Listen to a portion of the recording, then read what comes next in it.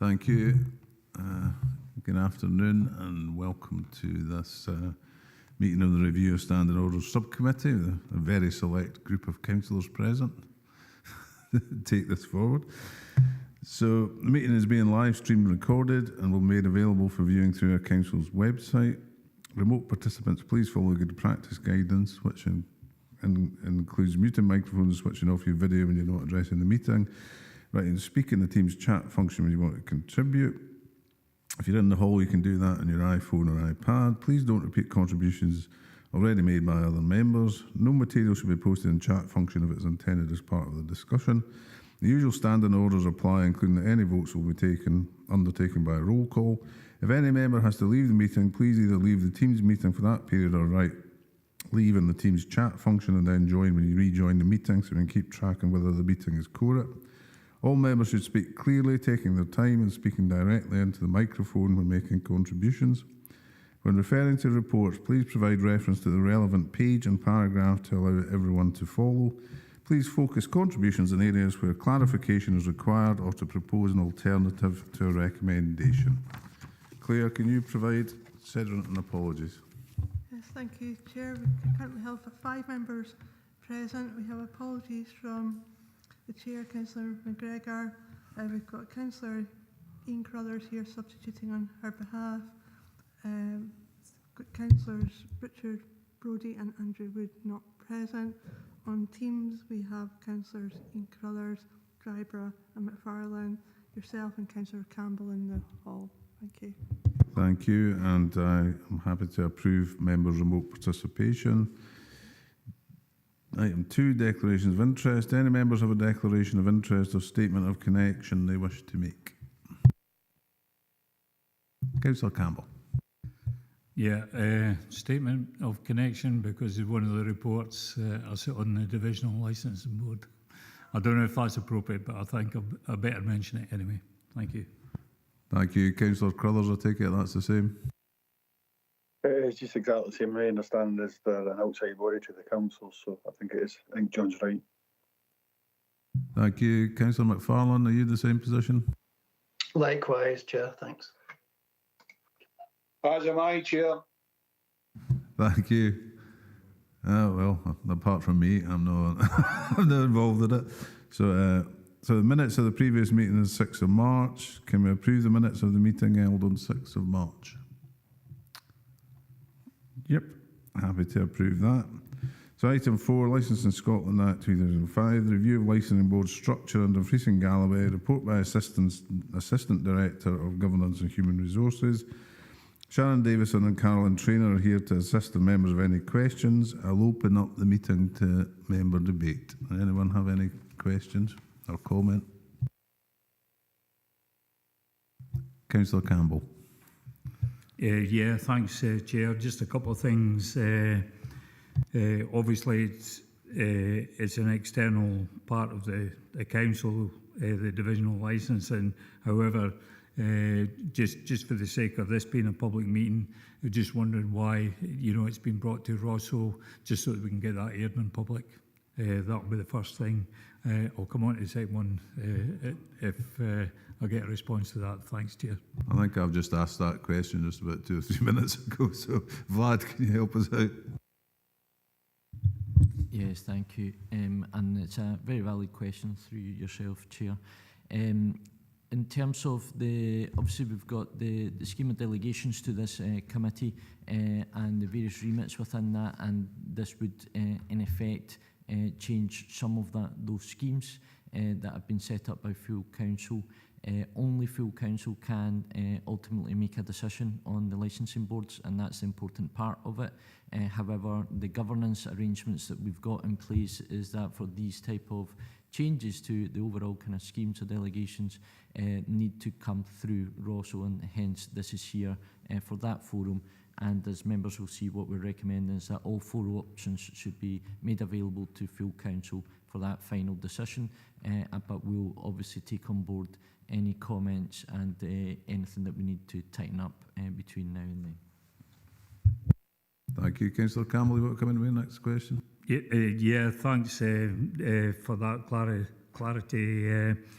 My second point was going to be around about the recommendation. Although we're being asked to consider all 4 options available to recommend to full council, however, would it be in the gift of this committee if we suggest that we recommend that we only have 1 board? I don't know if that's appropriate or, you know, it's just a thought that's just taken into consideration in the report. There was mention about, you know, Wigton being separate. However, I was looking at 4.11, which is the gambling part of that particular licence, and the DCMS. It makes reference in the report that you know, that even though they may wish to go that way, if they don't have something in place, they might actually lose that gambling licence anyway. So they just become the same as all the other boards. So maybe it might be appropriate if we could make a recommendation that we just go with 1 board. Just a thought at the moment, Chair, but happy to hear others. I tend to think for this, it's up to us to review, scrutinise, comment, and it's really as full council that is the ultimate decision maker. So I don't think it's really within our gift to remove options. Is that correct, Lord? We can recommend.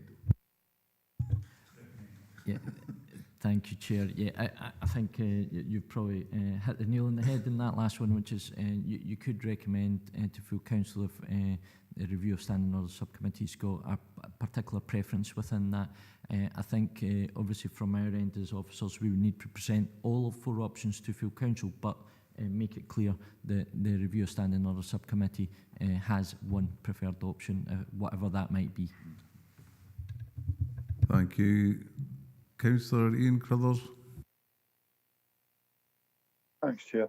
Just as I was going through the report, I think John brings up an interesting point there as well, but I do think we have to consider what may potentially a preferred option, or we could even look at it if it were that we just allow the council to make its decision under the information that it's got. But I do think, so I was looking at going through, as you go through this, so you've got a lot of background information, customer stakeholder engagements, surveys and stuff like that. Then you get to 4.2.1, and from it, then it talks about the challenges to the current 4 systems of the 4 divisional licence boards.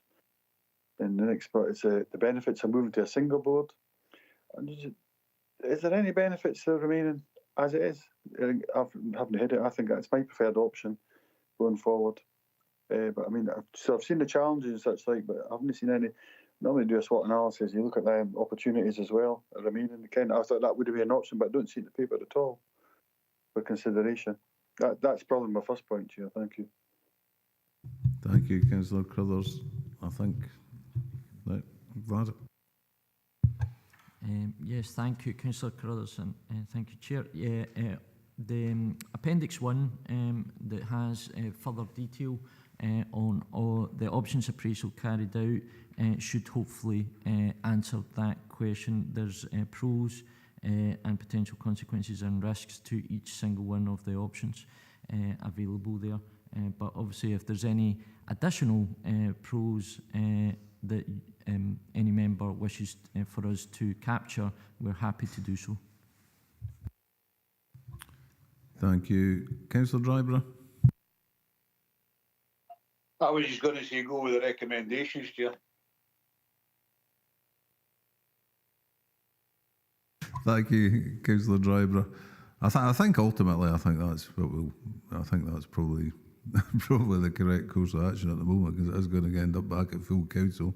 But I don't normally put people on the spot. But Councillor McFarlane, what's your thoughts? Yeah, I think if all 4, I mean, I obviously have a view on it, having been on the licensing board and having taken part in the review that sort of led to this report coming to us. I have an own view, but I think really if what we're saying is that all 4 are going to have to go to full council, similar to Councillor Campbell, I don't really understand why it needs to come through here other than it's a matter of process. Recommendation should just be purely that we acknowledge it or sort of note it and then pass it on for full council. Thanks. Thanks, Councillor McFarlane. That's my view as well. I don't know if there's anybody with any feelings about the actual report, whether there should perhaps be more information provided going forward as to the benefit. As usual for me, I'm more concerned about financial benefits than a lot of other things. Is there any scope for beefing that up? Thank you, Chair. I think we've done our best in terms of capturing in the various conversations and engagements that we've had with the political group meetings and tried to capture as much as we could.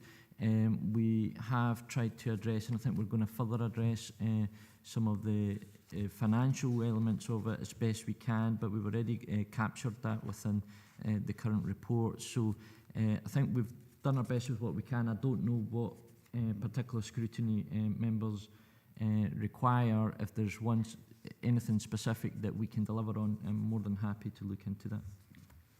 Thank you. Councillor Crothers, did you want to come back? No, happy with it. I think it's a good idea, good suggestion going forward. That the council gets a chance to look at all four options rather than a preferred option from this particular committee. I think it is only being process driven, as Councillor McFarlane's already outlined. But there's two bits that's missing for me in particular, but I'll probably raise more at the time. Is so we've been made aware previously that it'll go, if it goes to a single board, that is, from away from the four boards, or any other alternative, it'll be a maximum of 10 members, a quorum of 5, I think it is. So that reduces the amount of, from my point of view, the chance from councillors to be democratically accountable and be able to take place in them decisions, because there'll be less councillors sitting on it from across the region. I think the size is, forget, 23 or something at the moment. There's over 20 anyways sitting on it. And secondly, the frequency then for the less amount of councillors, they go from 4 a year to 5 a year maximum up to a minimum, I would say, a 10 a year. So the extra workload on the members of the council, members are already busting at the same as officers in regards to workload. And the financial, if we could have actually seen pinpointed what the actual financial benefits are for the council in more detail, try and put a figure onto that rather than kind of just single out the paperwork costs, £1,115, whatever it may be, that kind of, I'd rather see some kind of whole figure. But I'm absolutely happy to go forward with what's been proposed by everybody else. So, Chair, thank you. Thank you, Ian. So on that basis, we'll just move to the recommendations. So we've been asked to consider and agree to recommend to full council the consideration of the four options available and the possible restructuring detailed in paragraph 4.27 and appendix 1 to this report. So we're happy to agree that. Thank you. Now move on to item 5, tackling poverty and inequalities in housing subcommittee. Report by Assistant Director of Governance and Human Resources. Mark Malloy, Jamie Little and Claire Rogerson are here to assist the members with any questions. Claire, would you like to come in on the point of the minimum number of meetings per year? And I'll open up the meeting to debate. But Claire, will you come in with that? Okay, thank you, Chair. Just to say that it's not explicit in the recommendation today, but at 4.5 of the report, members are asked to consider the minimum number of meetings, so you may wish to give a view on that to full council.